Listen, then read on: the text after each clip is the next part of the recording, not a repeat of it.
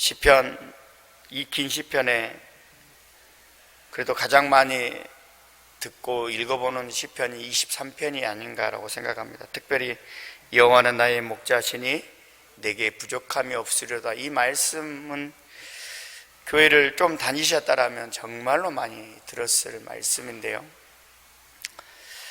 여러분, 시편 23편이 여러분에게 늘 어떻게 다가오십니까?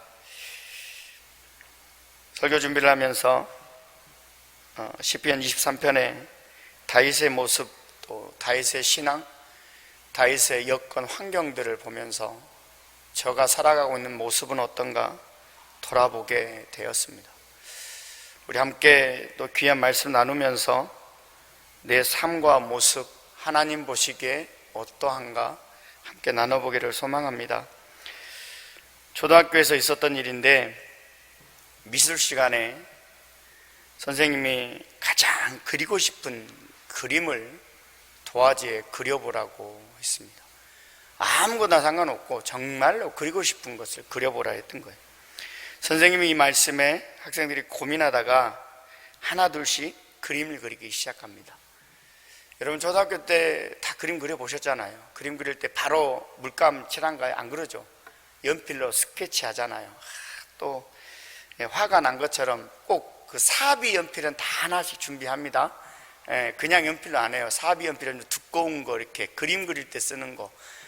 누구나 다 문방구에서 한두 개씩은 사가지고 꼭 스케치북에 이렇게 그림을 그리죠. 선생님이 이 말씀에 아이들이 다 스케치를 하기 시작해요. 어떤 아이들은 부모님을 그리기도 하고, 어떤 아이들은 가족과 함께 여행 갔던 것을 그리기도 합니다.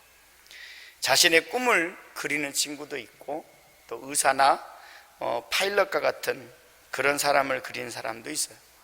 자연 풍경을 또 그리는 아이들도 있고, 예쁜 꽃을 그리는 아이들도 있습니다. 자신이 기리고 있는 개나 또 고양이 이런 것들, 가지각색 그리는 것들이 다 달라요. 막 그렇게 그림을 그리고 있는데, 한 아이가 도화지에다가 검정색으로 막 이렇게 칠하고 있는 거예요.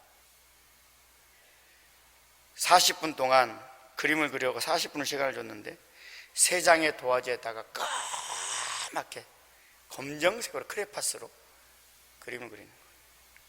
다른 친구들은 예쁘게 색칠도 하고 예쁜 꽃도 그리고 가족과 손잡고 가는 것도 그리고 참 예쁜 모양으로 이렇게 40분 동안 그렸는데, 이 아이는 40분 동안 3장의 스케치북에다가 똑같이 검정색으로 계속 이렇게 칠하고 있는 거예요. 여러분의 자식이 그렇다라면 여러분 어떨 것 같습니까? 초등학교 수업 시간에 그림을 그리라 그랬는데 도화지 3장에 똑같이 검정색으로 막 칠하고 있었다 생각해 보십시오. 여러분 어떨 것 같습니까? 저희 동생이 유치원 때 이랬다니까요.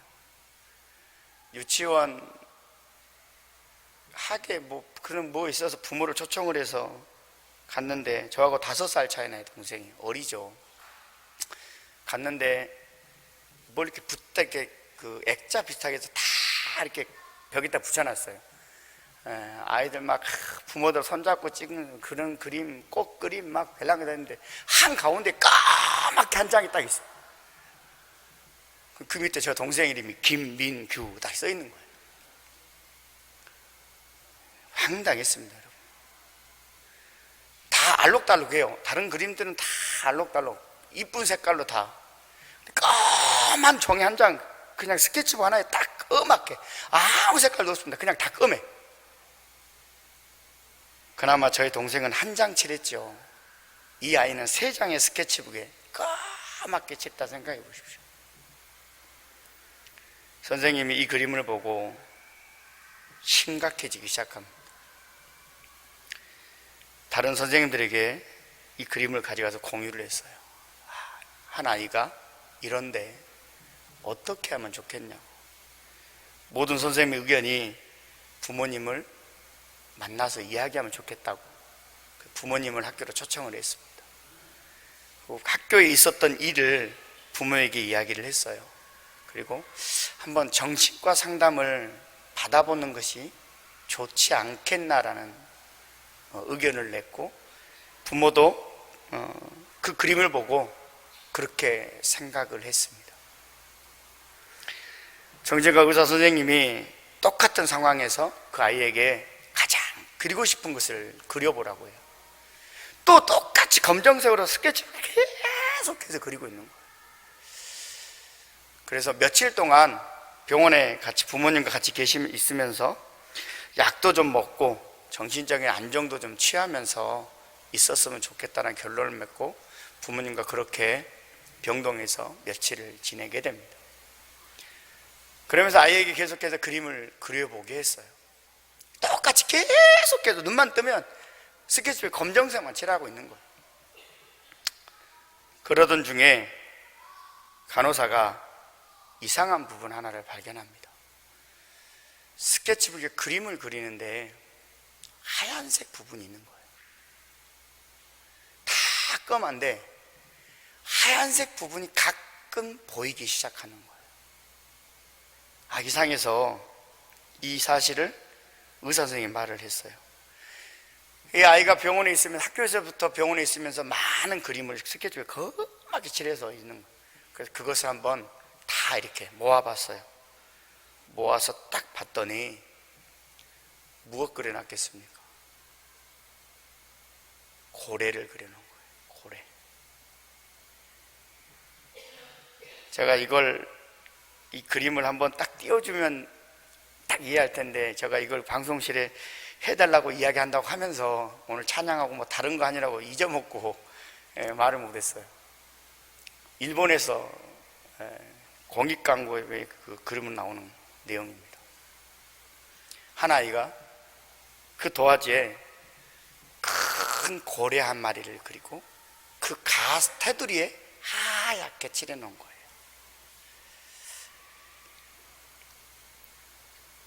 어른의 눈에 볼 때는 그 아이가 조금 뭔가 모르게 부족하고 뭔가 모르게 이상하게 보였는데, 그 아이는 처음부터 고래를 그리고 싶었던 거예요.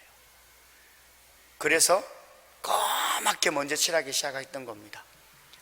까맣게 안을 칠해놓고 나서 점점 갓 테두리에 하얗게 칠하고 이렇게 모양을 만들어 갔던 거예요. 아이의 입장에서 이 아이에게 물어보고 아이의 입장에서 바라봤더라면 정신과 진료도 받을 필요도 없었을 거고, 그곳에서 약을 먹을 필요도 없었을 거고, 오히려 이 아이는 대단한 아이로 칭송받을지 몰라요. 제 동생이 까맣게 그렇게 칠해놓고 나서 실망을 하고 있으니까 유치원 선생님이 와서 한마디 딱 했어요. 뭐라 그런지 아세요?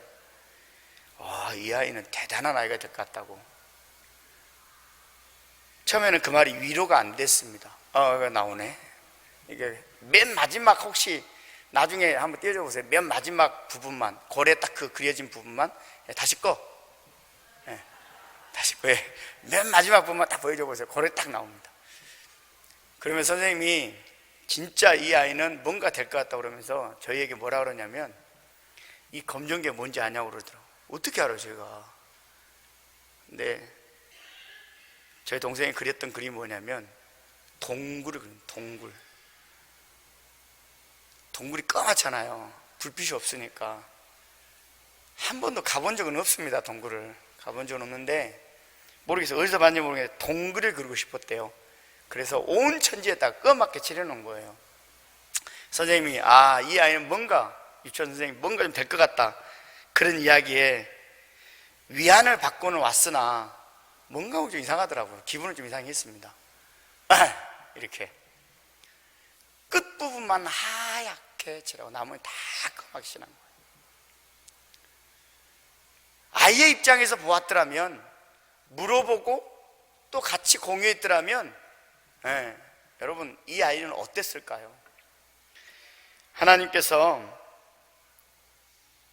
우리를 세상의 도화지에 그림을 그리십니다. 누구 마음대로요? 하나님 마음대로. 하나님 마음대로. 하나님 마음대로 큰 도화지에다가 나라는 존재의 것을 그리기 시작하고, 여러분의 것을 그리기 시작하세요. 때로는 검정색으로, 때로는 파란색으로, 어떨 때는 빨주노초 파란보, 여러 가지 색깔로 하나님이 그리기 시작하십니다. 그런데 우리는 어떻습니까? 그 그림을 그릴 때 하나님이 원하시는 대로 그렇게 맡겨놓고 그리는 것이 아니라 불순종할 때가 너무나 많다라는 겁니다. 하나님께서 우리에게 자유의지를 주셨는데 이 자유의지를 잘못 사용해서 불순종합니다. 그러면서 그림 그리는 것을 방해해요. 별 볼 일 없는 지식 가지고, 내가 살았던 얼마 안 되는 그 삶의 경험 가지고, 신앙을 살아가면서 느꼈던 것 가지고 창조주인 하나님 앞에 태클을 걸기 시작하는 거예요. 하나님은 이렇게 그리고 싶은데, 아니요 하나님 이렇게 그려주세요 라고 늘 부딪히는 거죠. 여러분, 하나님께서, 구원자 되신 예수님께서 그림을 그리실 때 아무 생각 없이 그림을 그리실까요? 그렇진 않겠죠. 나라는 존재를 선택하시고 나라는 존재를 위해서 그림을 그리실 때는 엄청난 계획을 가지시고 그림을 그리실 겁니다. 우리가 상상할 수 없는, 생각할 수 없는 그런 일들을 계획하시고 그림을 그리시는 거죠. 여러분, 우리가 미워서 고난을 주시고 어려움을 주실까요? 아니죠. 마귀는 베드로전서 5장 8절에 말씀하는 것처럼 우는 사자같이 두루다니며 삼킬 자를 찾을지 모릅니다. 늘 넘어지게 하고 십자가를 부인하게 하고 하나님과 멀어지게 하려고 늘 찾고 또 찾으면서 그렇게 다닐지 모르겠으나 하나님은 절대로 그러지 않습니다. 우리를 너무나 사랑하시기 때문에 많은 시험 가운데서도 분명히 해결점을 놓으시고 또 그곳에 피할 길을 주신다라는 거예요. 말씀 알아볼까요? 고린도전서 10장 13절입니다. 고린도전서 10장 13절입니다.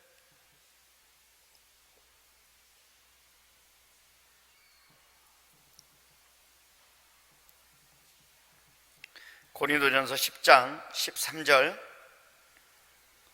다 찾았으면 같이 합독합니다.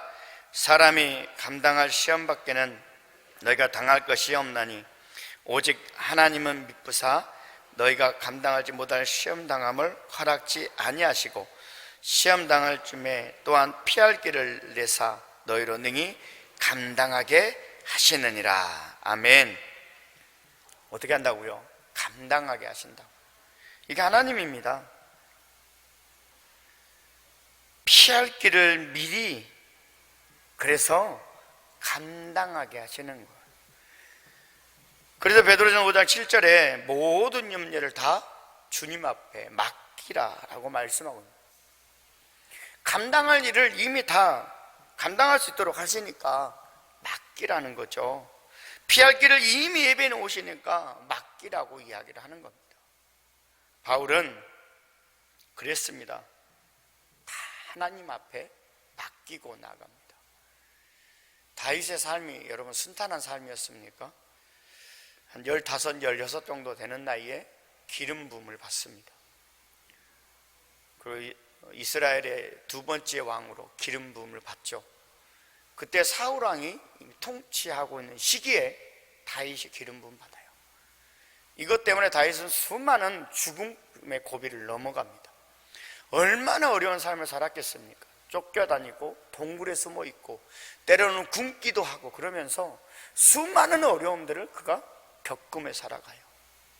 무려 15세 기름을 부음 받았으면 15년, 16세 기름 받아 14년, 30이란 나이에 그는 이스라엘의 왕으로 기름 부음 받아요.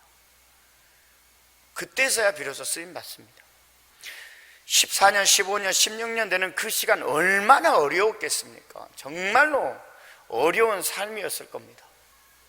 왕이 돼서도 압살롬의 아들 압살롬의 반역에 의해서 또 어려움을 겪습니다. 그러면서도 다윗은 하나님 앞에 고백하고 있는 거예요.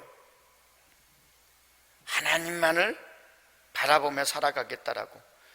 그 하나님을 바라보고 살아가는데, 그 하나님이 누구냐면, 어떤 분이냐면 오늘 1절에 나의 목자 되신 분이라고. 나의 목자 되신. 여러분, 하나님은 어떤 분이냐면 우리의 목자 되시는 분일 줄 믿습니다. 그런 분이세요. 하나님은 우리의 목자 되신 분이십니다. 요한복음 10장 3절로 5절에 이렇게 이야기해요. 문지기는 그를 위하여 문을 열고 양은 그의 음성을 듣나니 그가 자기 양의 이름을 각각 불러 인도하여 내느니라. 자기 양은 다 내놓은 후에 앞서가면 양들이 그의 음성을 아는 거로 따라오되 타인의 음성을 알지 못하는 거로 타인을 따르지 아니하고 도리어 도망간다라는 거예요. 양이란 존재는 그런다라는 겁니다. 양의 습성이 다 특이해요. 양이 참 온순한 존재인데 목동의 소리를 정확하게 구분한다고 합니다. 몇천 마리가 있어도 그 중에 수많은 사람들이 불러도 딱 자기 목동의 소리를 알고 따라간다는 거예요. 다윗이 그렇게 고백해요. 나는 하나님의 양인데, 나는 양이고 하나님은 나의 목자라는 겁니다. 그래서 하나님의 그 음성에 내가 반응하고 하나님의 그 음성에 내가 귀 기울이고 하나님이 부르실 때 그렇게 따라간다는, 아무리 많은 음성이 들려도 다른 것에 반응하는 것이 아니라 하나님의 음성에 그렇게 반응하겠다는, 다윗이 고백하고 있는 거예요. 주님이 나의 목자이기에 나는 그 소리에 반응하겠다라는 겁니다. 여러분, 우리는 어떻습니까? 하나님이 나의 목자 되시는데 하나님 목자 되신 하나님의 음성에, 주님의 음성에 반응하고 따라가십니까? 아니면 어떨 때는 따라가시고 어떨 때는 내 마음대로 아니요 라고 끊고 그냥 경험했던 대로, 삶을 살았던 대로 부족한 내 지식에 맞춰서 그렇게 살아가고 계십니까?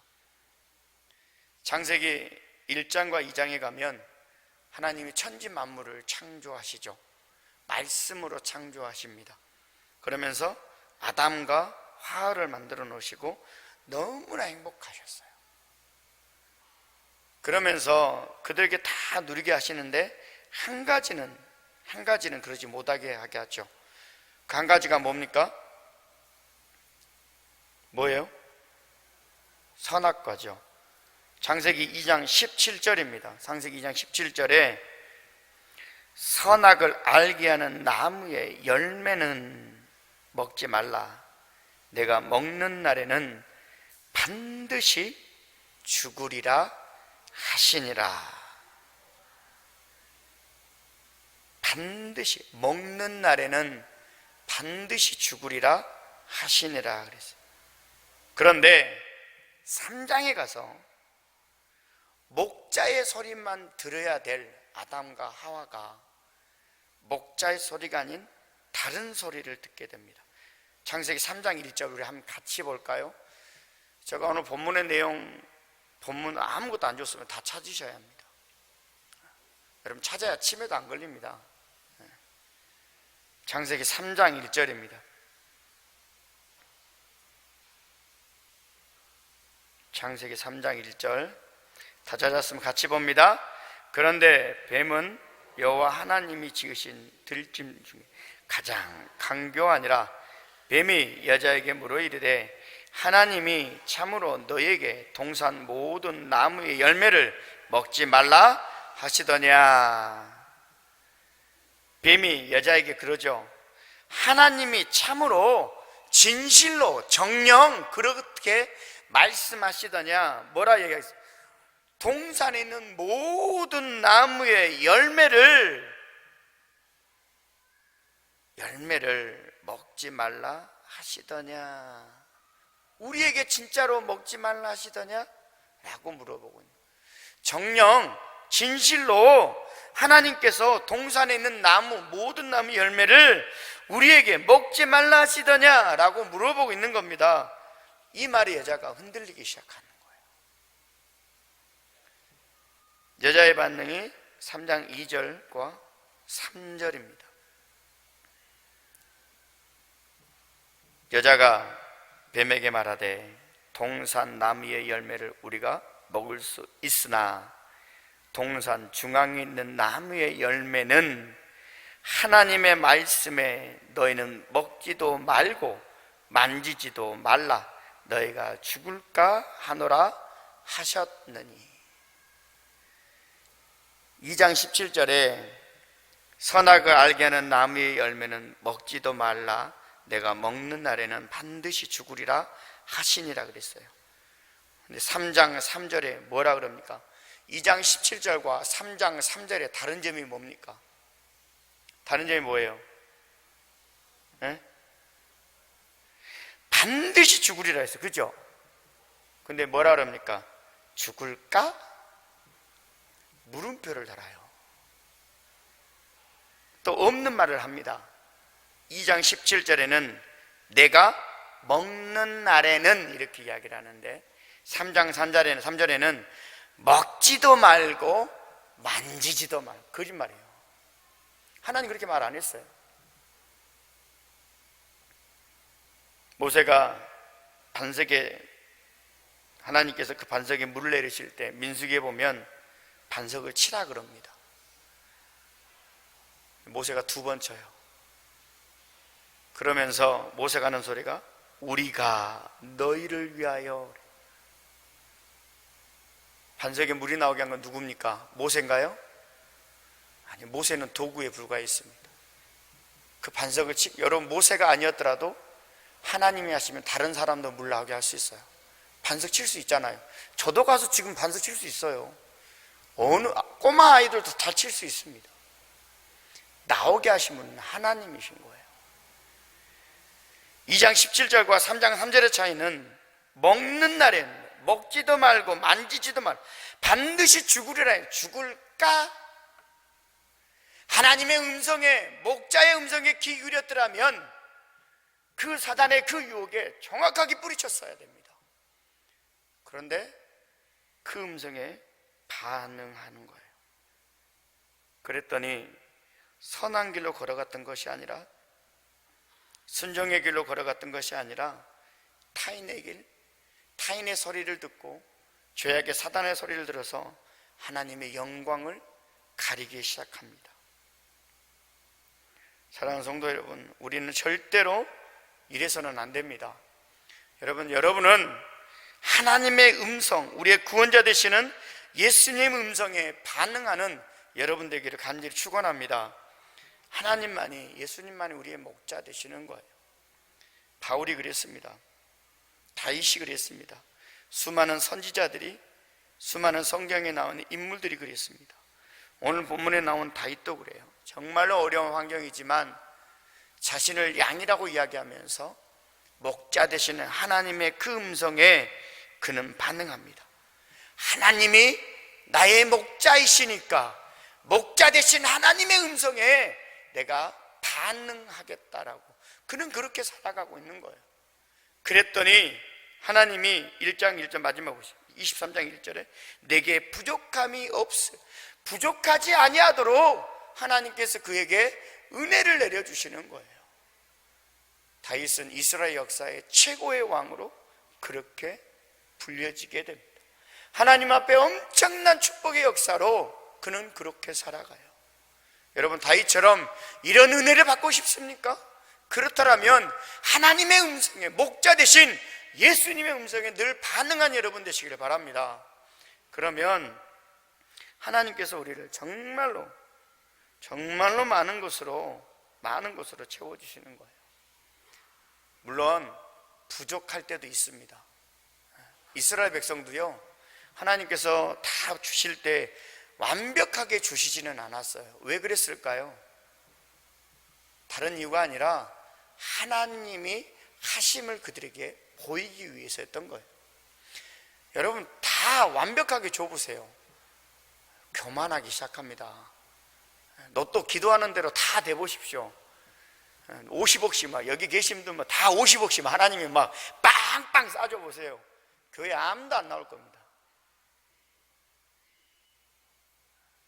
사업 막 다 잘 돼가지고 막 100억, 200억씩 막 날라면 암도 여러분. 시험 볼 때마다 턱턱 시험 합격하고 막 승진 막 팍팍하고. 하나님이 하나님의 때에 하나님이 하고 계심을 우리에게 보이기 위해서 때로는 부족함 주셔요. 그러나 목자 되신 그 하나님의 음성에 내가 그렇게 반응하고 그 음성에 그렇게 귀 기울이고 걸어가면 하나님이 늘 부족함 없이 채워주시는 거예요. 뭘 채워주냐면 오늘 2절부터 6절에 나와 있는 것들입니다. 모든 것을 다 채워주는 겁니다. 모든 것을. 여러분, 양이 가장 누리고 싶은 게 뭘까요? 양이란 존재는 연약한 존재예요. 정말로 연약합니다. 싸움도 못하고 정작 연약한 존재. 그래서 편하게 쉴 수 있는 2절에 나와 있는 것처럼 푸른 풀밭이 쉴만한 물가가, 여러분 쉴만한 물가라는 건 이런 거예요. 그냥 물만 먹는 그런 곳이 아니라 그 양이라는 존재를 잡아먹지 않는 동물, 아무것도 그냥 양들 편하게 정말로 나를 잡아먹을 수 있는 아무것도 없는 정말로 너무나 좋은 환경을 이야기하고 있는 겁니다. 양에게 이런 곳은 천국 아니겠습니까? 하나님이 그렇게 인도하신다라는 거예요. 언제나 하나님 품 안에서 푸른 풀밭에 쉴만한 물가로 늘 인도하시는 가운데 의의 길로 인도하시고 사망의 음침한 골짜기를 다닐지라도 때로는 어려움이 있을 수 있어요. 그럴지라도 나는 두려워할 필요 없습니다. 왜요? 하나님이 함께 하시니까. 내가 주님의 음성에 귀 기울이고 그렇게 따라가니까 하나님이 함께 하신다라는 거예요. 그래서 두려워할 필요가 없다라는 겁니다.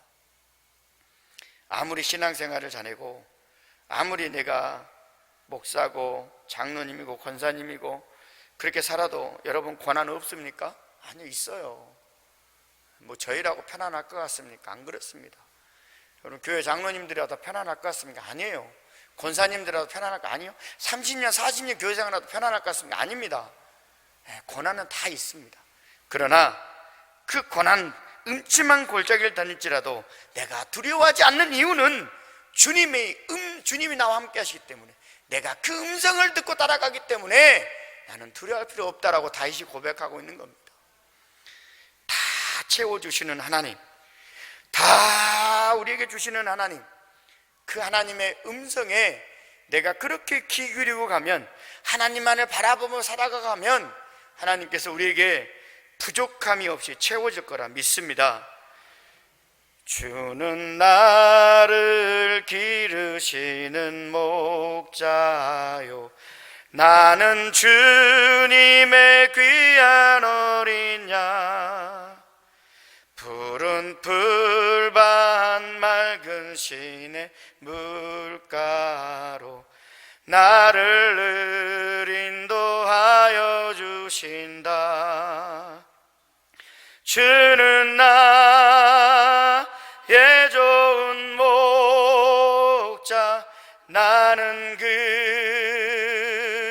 어린 양. 저를 따라 꼴을 먹여주시, 내게 부족함 전혀 없어라. 예쁜 새들 노래하는 아침과 노을 비끼는 고운 황혼에 사랑하는 나의 목자 음성이 나를 언제나 불러주신다. 주는 나의 좋은 목자, 나는 그의 어린 양. 저를 따라 꼴을 먹여 주시니 내게 부족 전혀. 못된 짐승 나를 잊지 못하고, 못된 짐승 나를 잊지 못하고,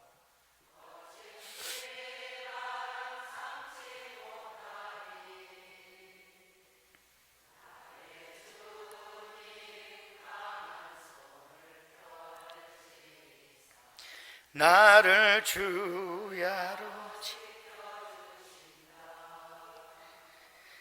주는 나의 좋은 목자 나는 그의 어린 양 저를 따라 꼴을 먹여주시니 내게 부족함 전혀 주는 나의